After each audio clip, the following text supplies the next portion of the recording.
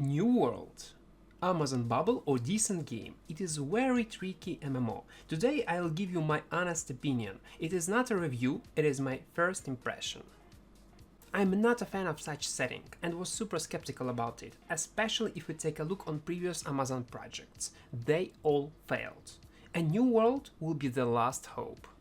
Don't get me wrong, it is not a hate review. I will talk about good and bad things about this game. Visual part and sounds are stunning. I haven't seen such quality in years, but there is a cost. And it is optimization. On my RTX 2060, I could get stable 60 FPS only on medium/low settings. Maybe the reason is Lumberyard engine, which is super uncomfortable to work with. But I guess it is what it is, so let's hope devs will fix it. On the other hand, we had server problems during closed beta. Login server was not working properly, non-stop disconnects, World was lagging. And you know what? Amazon fixed it in few days. And after they solved server problem, they fixed all huge in-game bugs in one day.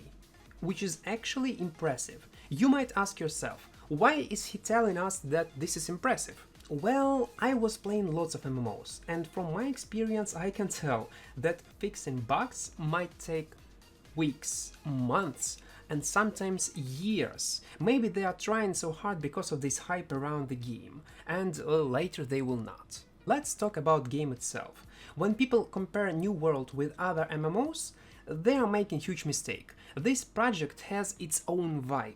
Yes, they took lots of mechanics and features from other MMOs, and I don't think it is something bad. If it is working well, why not? For example, they took weapon leveling from Albion. You are what you wear, so you can swap your builds pretty easy. Each weapon line got 20 levels, and if you decide to change weapon, you will keep your progression. Game allows you to wear 2 weapons with 3 active spells on each of them, 6 in total. Also, there is a fair non-target combat, like in soul-type games. So basically you can roll and avoid damage via iframe, perform heavy and light attacks, or even lay down on the ground to hide your name tag to become at some point invisible to your enemy. And guys, this mechanic is awesome. Just imagine, gang group is following me and around the corner there is a tree with high grass and I'm laying down to hide and all these gankers are passing by. It is insane. Or another scenario that happened to me a few days ago when I was using muskets. I have found perfect high ground and killed 3 enemies before they noticed me. Game itself got pretty nice hitboxes, and ping will not be an issue, since there will be lots of servers that will fit your region. PvP combat is the reason why I was having so much fun in this game. Yes, it is not ideal. Some animations are weird, balance is so-so, especially healers and great axes, they are too strong. But overall, I can't say that they are useless weapons. Everything was playable. Also, there are some questions about armor types. In my opinion, devs should fix heavy armor and light armor. Difference in defense is huge, but efficiency of light armor is questionable. I would not call New World a sandbox MMO. It is not. Yes, it got some elements, but not a pure sandbox, like some people call it. Social aspect in this game is huge. Each city got its own market and bank. Trading in New World will be your bread and butter, and it doesn't matter do you like it or not. You must trade a lot if you want to succeed in this game, especially if you're a solo or playing with small group of friends. Same thing about dungeons. In New World it's called expeditions. There is no LvG system and you need to find a group near the entrance or in chat, like in old days of vanilla WoW. LvLing will not take lots of time comparing to other MMOs. Yeah, I know, during closed beta people were abusing some bugs to level up fast, but even without it, entry barrier is pretty low. And I actually don't like it. It is too easy. Unfortunately, devs nerfed mob grind and now everyone is forced to do quests or craft and gather resources. It would not be an issue if quests would be interesting or if they would have nice design. Even main quests is so-so. But a lot of players were disappointed, and mostly because of how much time you need to spend to run from point A to point B. And yes, run. There is no mounts in this game. You will have no problems later, when you will open all teleport shrines, buy houses in cities, and yes, you can do that, and it is working in the same way like in Elder Scrolls Online, and will have enough of Azot. It is some sort of resource that you can spend on craft and teleporting. But in early game, you will suffer. Let me explain what logic was behind this decision. As I understood, devs wanted players to explore this new world. When you will take quests, you should not only do what NPC told you, but also gather all resources you will find, participate in random PvP, enjoy environment with this marvelous music and level design, seek for hidden notes that will tell you more about this world, and also artificially increase time that player would spend in this game. Does it work for me? Yeah, it does, but only because this way of leveling is just a tool to make my character stronger. I don't care about PvE or quests since I'm PvP focused player, but I perfectly understand why people mad.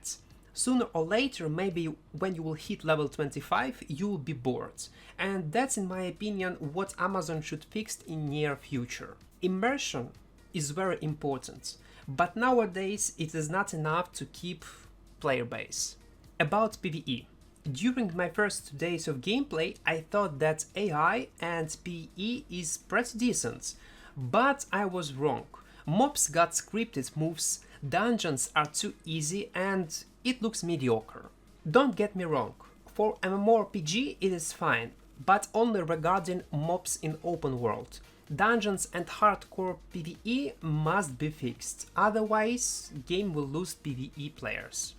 As I said earlier, there is no mounts in New World, and I love it. World itself is very small, and adding mounts will ruin this vibe and PvP aspect of the game. Maybe later, when devs expand map, there will be sense in mounts, but right now, no. Also, I mentioned before, in late game, your suffering will end. Crafting and gathering, probably one of the most interesting and well-made things. It is simple and not annoying, which in nowadays is pretty rare. Again, there is a downside. Game is forcing you to gather, so if you hate gathering, oh, you will have hard times. Because if you want to PvP or PvE, you need consumables, a lot consumables. And buying them on market is not an option. Otherwise, you will be broke.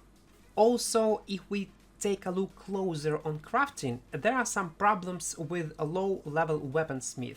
It is useless. You can get better weapon easier, faster, via mobs in dungeons, quests, via chests in open world. Later in mid and end game, it will be efficient, but on low levels, no. Overall, these aspects of the game are fine. Let's take a look closer on PvP. There are 3 factions. On level 10, game will ask you to choose one of them. Basically, there is no difference. Later you can change it, but only on the weakest one. Via faction NPC, you can do quests and earn faction points, which can be exchanged on pretty strong items and consumables, especially on low levels. Also, you need to do them to be able to launch attack on enemy territory. If territory is under your control, all faction and your guild will have different benefits. I know it is simple explanation, but let's keep it like this. Later I might make another video where I'll explain it in details. So on paper this mechanic looks cool, but in reality it's not. And the reason is not enough motivation for PvP. To be clear, New World is giving you an option to turn on PvP or not. But there is no sense in it after a few weeks of gameplay, and closed beta just proved this theory. It is much easier and safer to progress without it. Yes, it will be boring, but it is what it is. When you turn on PvP mode, you will get 5% experience bonus, and when you kill someone in PvP, you will get experience that will depend on enemy level and also on how long your enemy was in PvP. On top of that, there is a chance that you will get a random item, mostly it is trash. Idea is goddamn cool, but how Amazon implemented it is sad. This might be a good option to level up weapon masteries and have lots of fun on launch, but in reality this fun will end pretty soon and open world will become boring. I can see only one solution. They need to add some high-level zones or change some juicy PvE areas like corrupted portals into forced PvP zones. Otherwise, open world PvP for solo and small-scale group will be dead. But what about in-game shop? Will it be pay to win? Devs are telling us that there would be only cosmetic items and in several months they will add experience boosters, which is okay. Well, but guys, we will see how it goes. We will see. Does this game looks like an MMORPG from multi-billion company? My answer is no. Definitely no. Did I like it? Oh yes, New World is fine. Fine. A bit better than average new MMO. It got lots of potential. And future of this game in Amazon hands. If they will add decent content in next 6 months after release, it will survive. If not, it will be one more failed project from Amazon Game Studio, and no one ever will trust them again. I'll remind you, this is my first impression, that's why I did not mention lots of in-game features and mechanics. Personally, I'm waiting for this game and can't wait to play it. And if you want to try it, believe me, better do it on launch. I got feeling that Amazon still don't know in what direction they should go. Thank you guys for your time, hope this video was useful. Don't forget to subscribe on the channel and press like button. Stay safe. Oh, guys, I forgot.